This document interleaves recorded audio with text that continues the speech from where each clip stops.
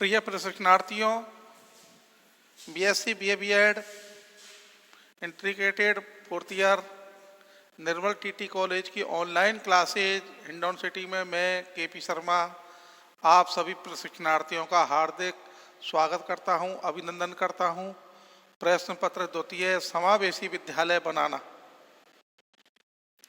जिसमें मेरा आज का जो प्रकरण है वो 123वां समावेशी शिक्षा के सिद्धांत एवं क्षेत्र।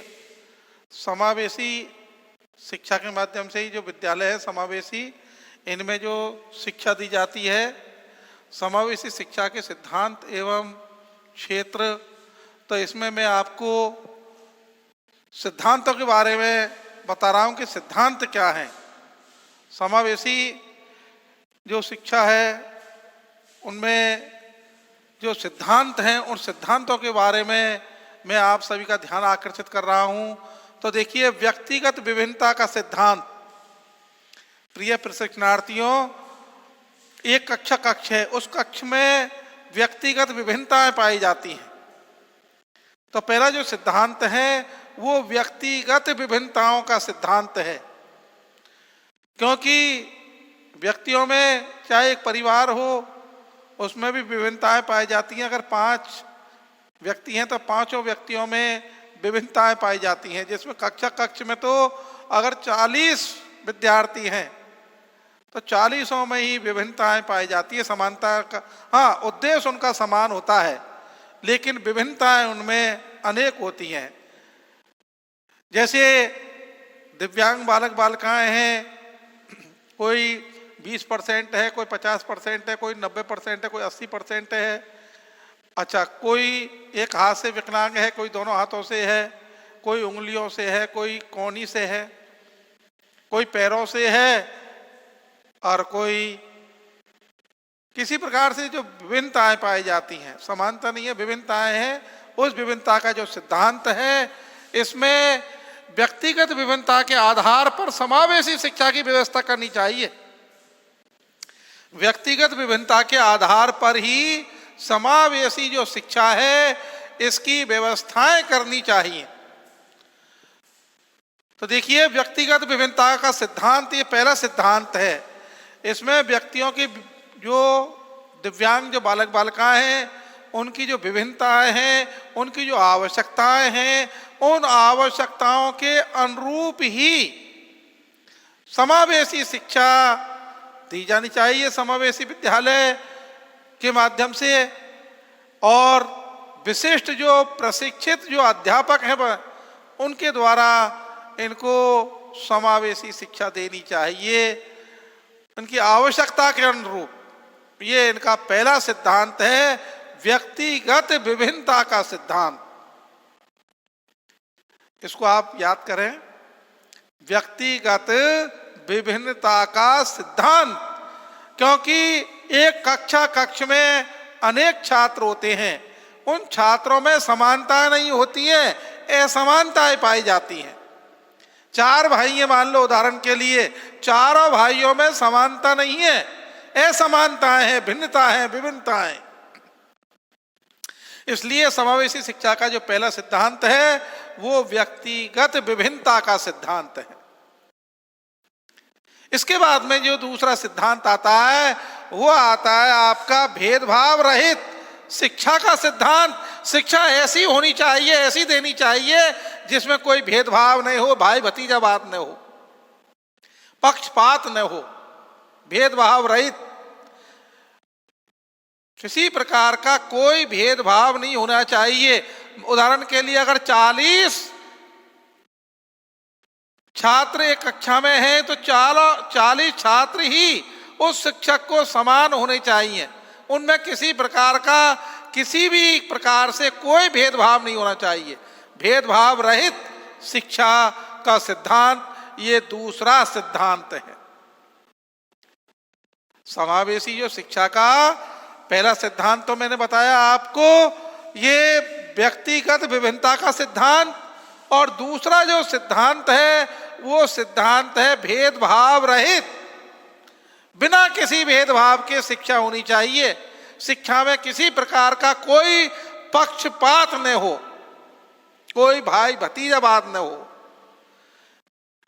तो ये सिद्धांत है समावेशी शिक्षा में। मान लो कोई विकलांग बालक है, दिव्यांग बालक है, विशिष्ट बालक हैं, सामान्य बालक हैं, उनमें किसी भी प्रकार का कोई भी मतभेद या भेदभाव रहित शिक्षा होनी चाहिए। उनमें किसी भी प्रकार की कोई कटुता न हो, आपसी सामंजस्य हो।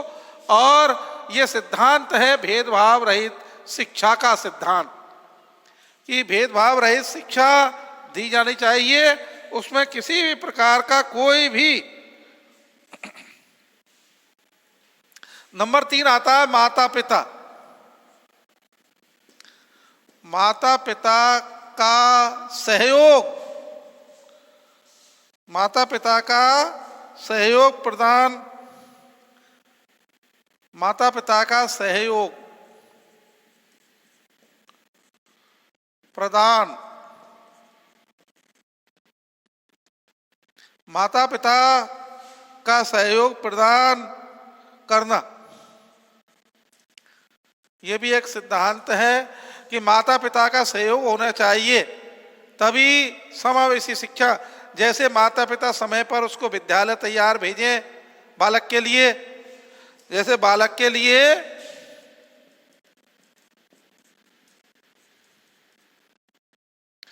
माता पिता समय पर रोजाना विद्यालय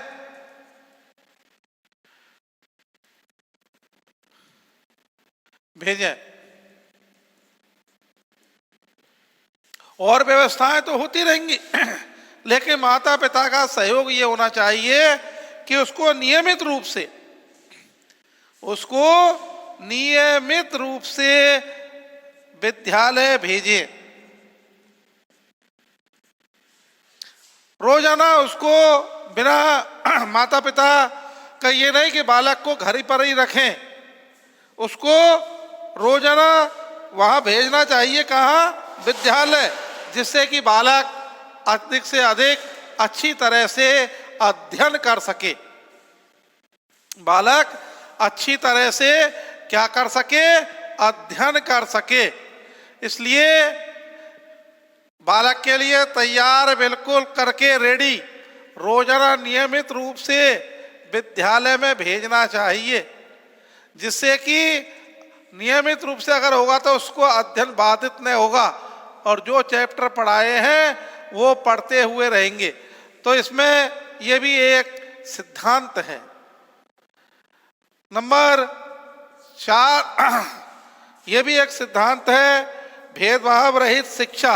मैंने भेदभाव रहित शिक्षा ये बता दी, व्यक्तिगत विभिन्नता सिद्धांत बता दिया, माता पिता का सहयोग प्रदान करना, सहयोग पूरा होना चाहिए बालक के ऊपर, किसी भी प्रकार का कोई भी वो नहीं होना चाहिए। विशिष्ट कार्यक्रमों के द्वारा शिक्षा, विशिष्ट कार्यक्रमों द्वारा शिक्षा प्रदान करना। देखिए, जो विशिष्ट जो बालक हैं, दिव्यांग जो बालक हैं, उनके लिए विशिष्ट कार्यक्रमों के द्वारा ही शिक्षा प्रदान करनी चाहिए। विशिष्ट जो कार्यक्रम हैं, उन कार्यक्रमों के द्वारा ही बालकों के लिए समावेशी शिक्षा का ये भी एक सिद्धांत है। जो विशिष्ट जो बालक हैं उनके लिए विशिष्ट ही कार्यक्रम होना चाहिए, और उन कार्यक्रमों के माध्यम से ही, अर्थात टीचिंग एड का उपयोग हो, शिक्षा ऐसी हो जो प्रभावी हो, उनके उपयोगी हो, ऐसे कार्यक्रम प्रायोगिक किए जाए जिससे कि बालक अधिक से अधिक विशिष्ट कार्यक्रमों के माध्यम से शिक्षा ग्रहण कर सके और अपने जीवन को उसमें उतार सके शिक्षा को, और शिक्षा के माध्यम से अपने जीवन को सफल बना सके। ये भी एक सिद्धांत है। तो देखिए, विशिष्ट कार्यक्रमों के द्वारा शिक्षा प्रदान करना,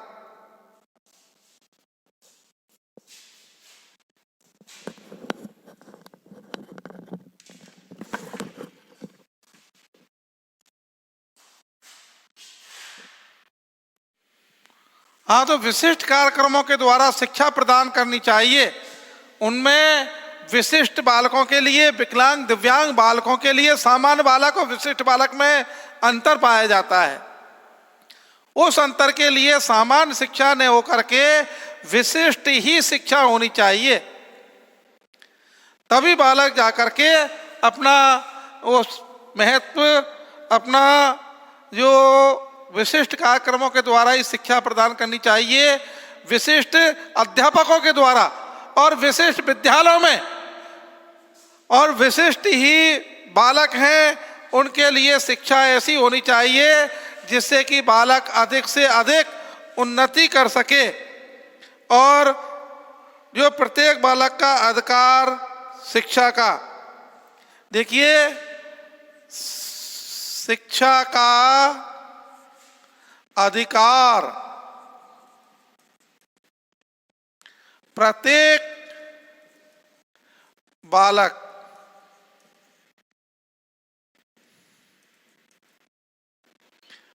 देखिए, जो शिक्षा का अधिकार है वो प्रत्येक बालक का अधिकार शिक्षा प्राप्त करने का। देखिए, शिक्षा का अधिकार है, ये प्रत्येक बालक के लिए है। इसमें किसी प्रकार का कोई भेदभाव नहीं है, चाहे वो बालक सामान्य है और चाहे वो विशिष्ट है और चाहे वो विकलांग है। और विकलांग कैसे भी है, चाहे शारीरिक रूप से हो और चाहे मानसिक रूप से हो, चाहे कैसे भी विकलांग हो, उनके लिए प्रत्येक शिक्षा का जो अधिकार है ये प्रत्येक बालक का अधिकार है। मैंने आपको पिछले उसमें बताया था कि 2006 में इनके लिए विशिष्ट जो अधिकार हैं, प्रत्येक बालक को शिक्षा प्राप्त करने का अधिकार है।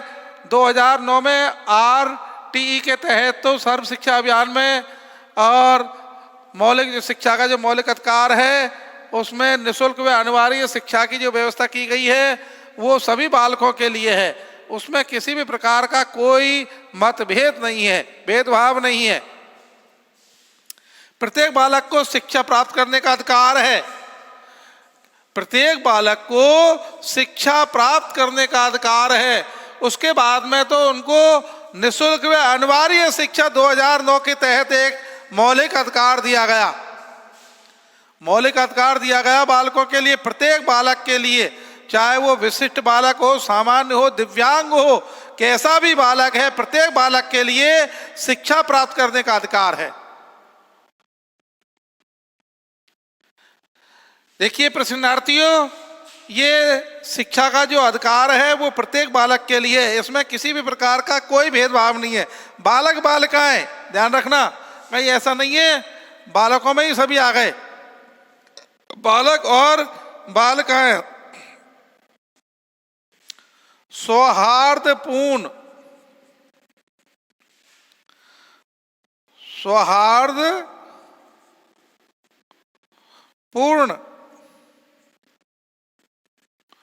वातावरण, सौहार्दपूर्ण वातावरण का सिद्धांत,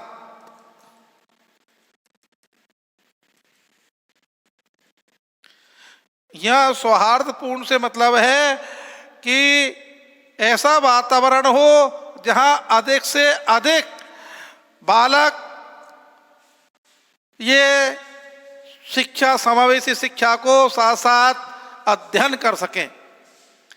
प्रत्येक बालक के लिए सौहार्दपूर्ण वातावरण होना चाहिए। किसी प्रकार की कोई घुटन नहीं होनी चाहिए।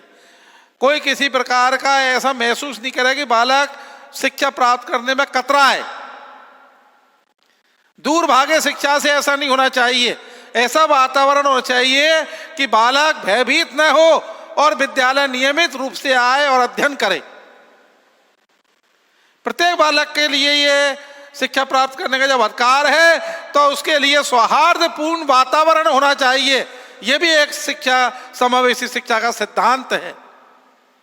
सौहार्दपूर्ण अगर वातावरण होगा, अधिक से अधिक बालकों को लाभ होगा और अधिक से अधिक बालक शिक्षा से जुड़ेंगे और शिक्षा से जुड़ने के बाद में अपने जीवन को सफल बनाएंगे। इसलिए शिक्षा मानसिक रूप से जो सौहार्दपूर्ण वातावरण होना चाहिए, ऐसा भयभीत या डरावना या किसी प्रकार से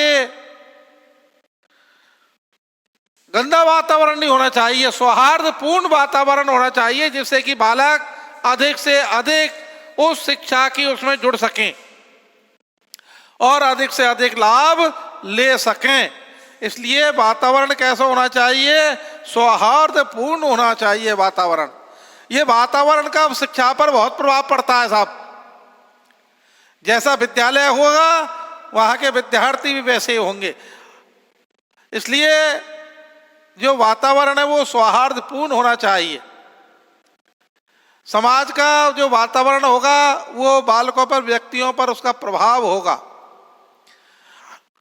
इसका उदाहरण मैं आपको बता रहा हूं, जैसे ग्रामीण क्षेत्र का वातावरण और शहरी क्षेत्र का जो वातावरण है उनमें अंतर पाया जाता है। इसीलिए वहां के जो विद्यालय हैं शहरी क्षेत्र के और ग्रामीण क्षेत्र के, उन विद्यालयों में भी अंतर पाया जाता है,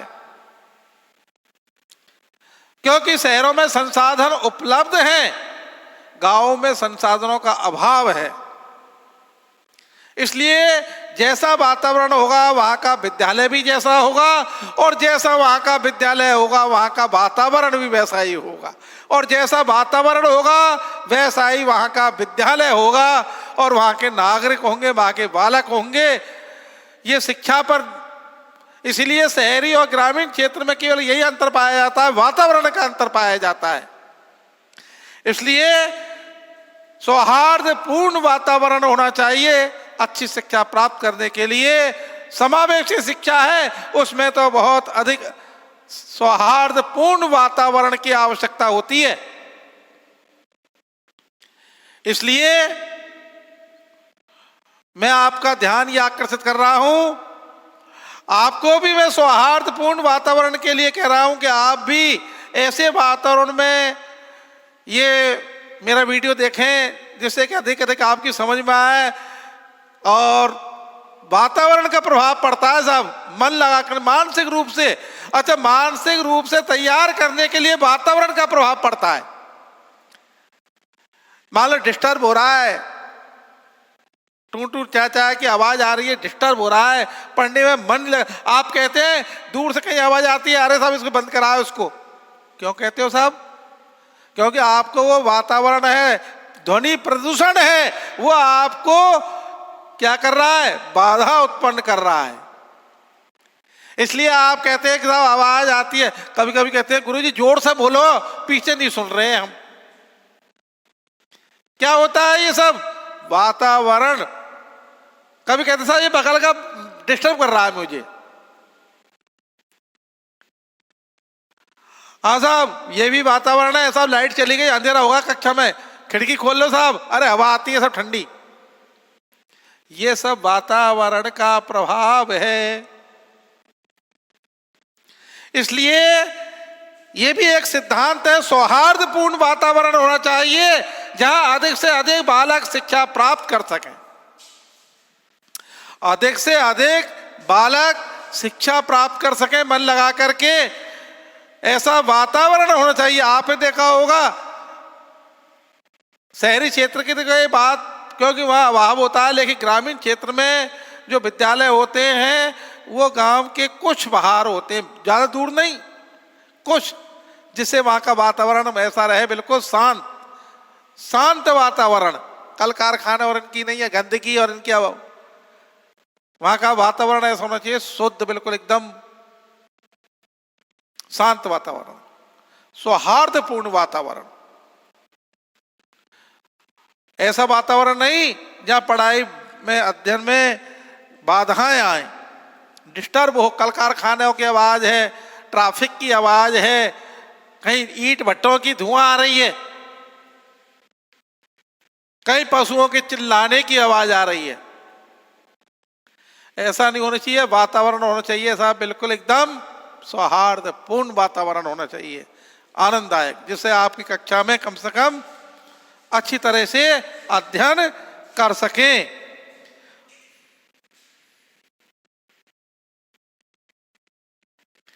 नंबर 7 वो इसी से संबंधित है, वातावरण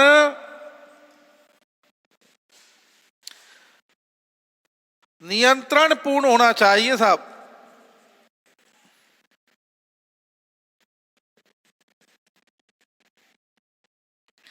नियंत्रण पूर्ण होने का सिद्धांत, ये भी एक सही है कि वहां का जो वातावरण कक्षा का वो ऐसा होना चाहिए नियंत्रण पूर्ण, उसको नियंत्रित किया जा सके, जब आवश्यकता हो तब उसको नियंत्रण पूर्ण होना चाहिए, अनियंत्रित नहीं। मेले वगैरह या कोई ऐसा उपद्रव वगैरह या कोई ऐसे व्यवधान हो जाए जो नियंत्रित न हो। हाँ, मौसम खराब है, ये तो एक प्राकृतिक आपदा है, बाकी की वातावरण ऐसा होना चाहिए जब आवश्यकता हो, जब उसको सौहार्दपूर्ण बना लें, उसको अपने उसमें बना लें।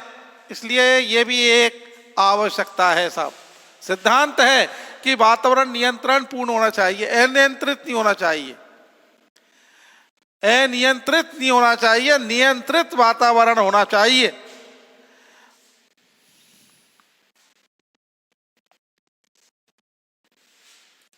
कोई भी निराशा,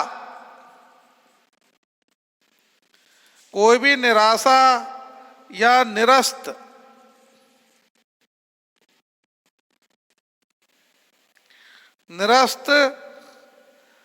ना हो, यह भी एक सिद्धांत है साहब। प्रत्येक बालक आशावान होना चाहिए, निराश नहीं होना चाहिए, निरस्त नहीं होना चाहिए, कोई हताश नहीं होना चाहिए। सभी के लिए शिक्षा होनी चाहिए, चाहे बालक कम है या ज्यादा है। ऐसा नहीं साहब कम बालक 2 बालक आए पढ़ लो बेटा अपने आप, ऐसा नहीं होना चाहिए।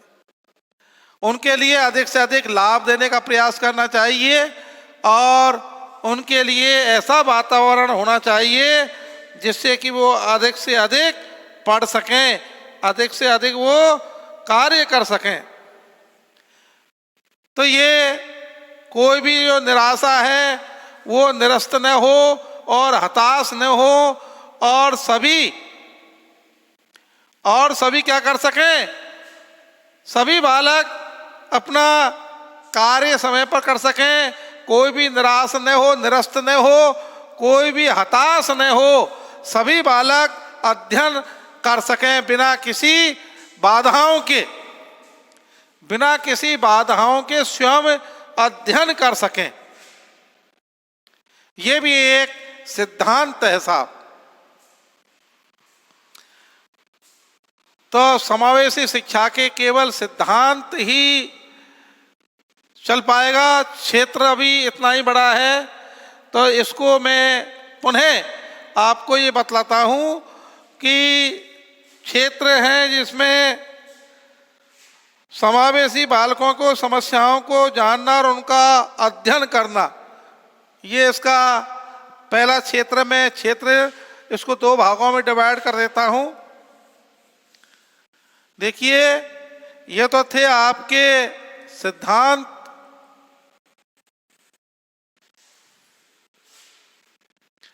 अब ये सिद्धांत है साहब,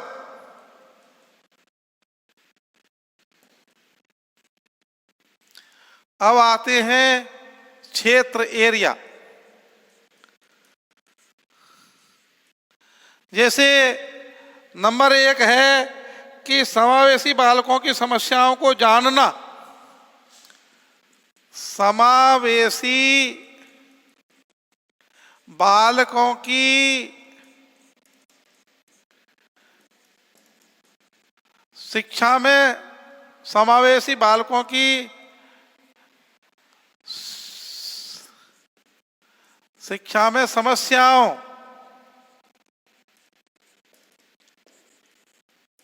समस्याओं को जानना।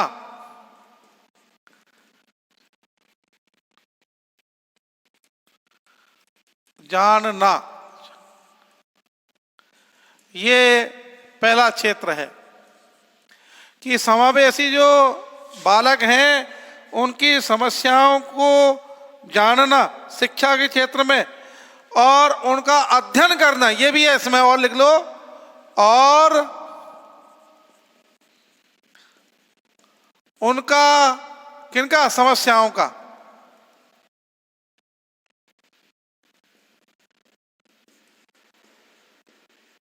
अध्ययन करना। ये पहला क्षेत्र है साहब।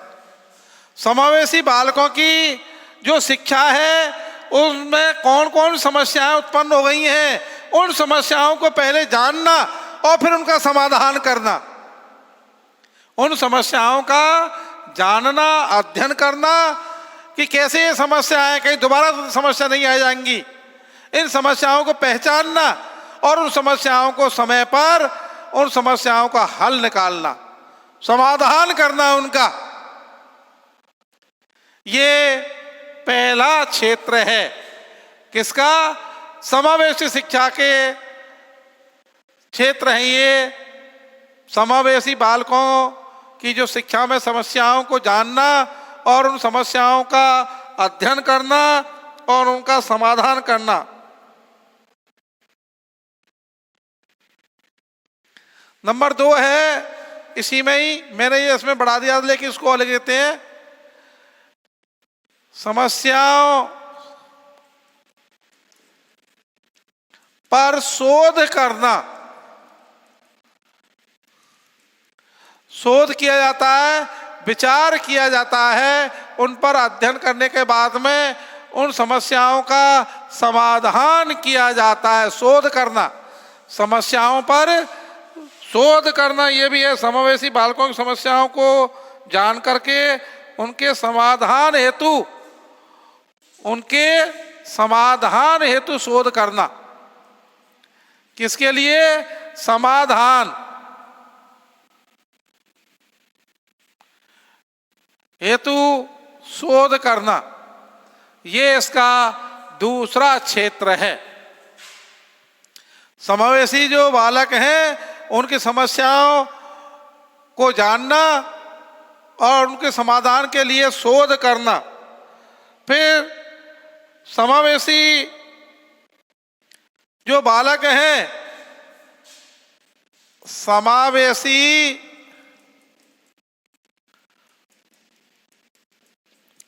बालकों का सर्वांगीण विकास करना।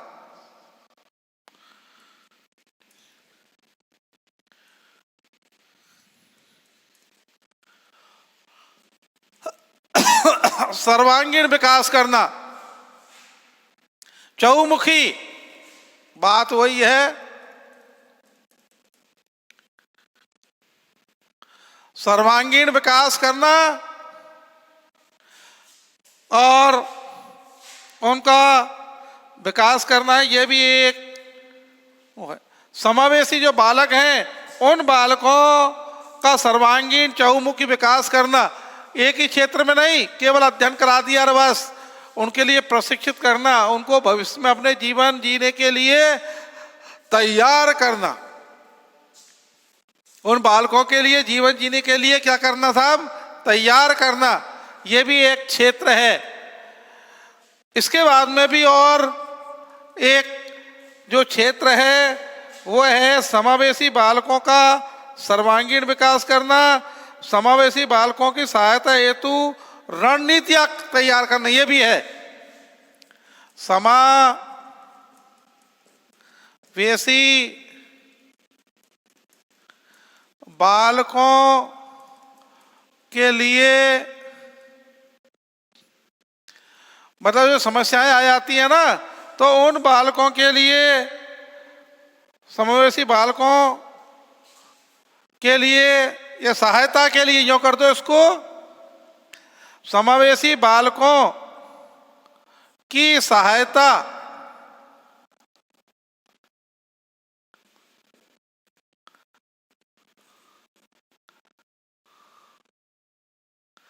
समावेशी बालकों की सहायता हेतु रणनीति तैयार करना। सहायता के लिए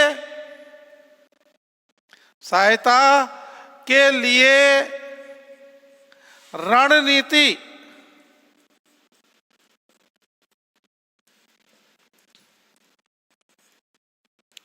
वैसे रणनीति क्या नीति है, ये रणनीति तो खैर लड़ाई युद्ध के लिए होती है, लेकिन ऐसी नीति तैयार करना जो समावेशी बालकों को अधिक से अधिक सहायता मिल सके और वो अध्ययन कर सकें।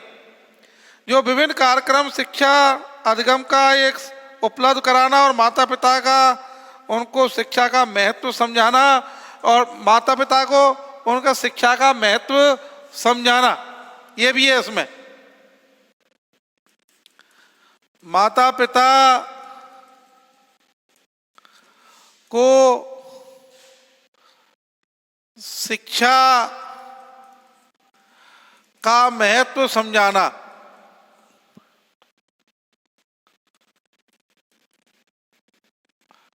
ये भी एक क्षेत्र में आए।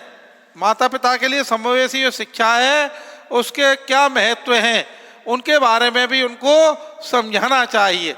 तो मैंने आपको ये सिद्धांत और क्षेत्र, समावेशी शिक्षा के जो सिद्धांत हैं वो करीब मैंने 8 बताए हैं और क्षेत्र हैं वो 5 बताए हैं।